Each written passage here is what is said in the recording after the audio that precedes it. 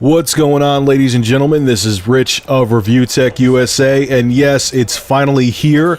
Crytek has released two huge patches for Crysis 2. One is a DirectX 11 patch, and they even went further than that. They released a high-resolution texture pack, which even if you don't have a DirectX 11 capable card, you could still download it and use it with DirectX 9. So how substantial is the difference with the DirectX 11 upgrade and the high-resolution texture pack? I think it's pretty substantial. The first thing you'll notice, hopefully with this footage, this is taken directly from Fraps, is everything just looks clearer. That whole pseudo anti-aliasing they used because the consoles couldn't really do anti-aliasing made the game look really blurry, especially on the PC, and that seems to be completely gone.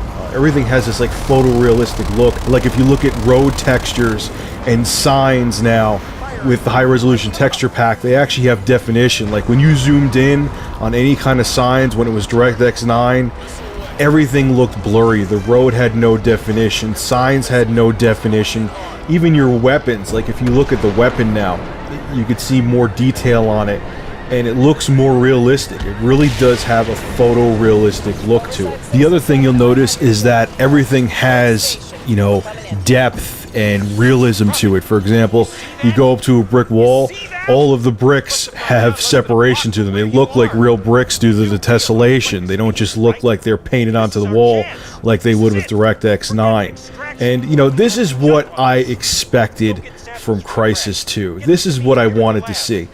Is it as amazing as it would have been if they made Crysis 2 from the ground up with DirectX 11? Is it like Battlefield 3? No. But it doesn't feel like a straight console port anymore. It feels like this was made for PC. Just to let you know how much more detail the high-resolution texture pack adds, if you can't see it in the video, I'm hoping that you can. I personally can see a substantial difference, is that the texture pack was 1.7 gigabytes, and you're required to have, whether it be a DirectX 9, 10, or 11 card, no matter what card it is, you're required to have at least 768 megabytes of video RAM on your video card, because the textures take up a lot of space, and that alone shows how much of a difference you're going to see, because the consoles have, you know, 256 megabytes of DDR3 for video RAM.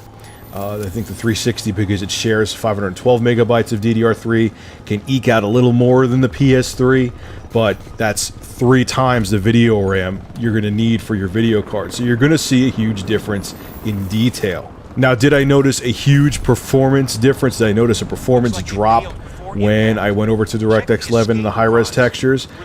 Somewhat. The only thing, everything is maxed out. All the footage you're looking at, all the details are maxed out. In Crysis 2.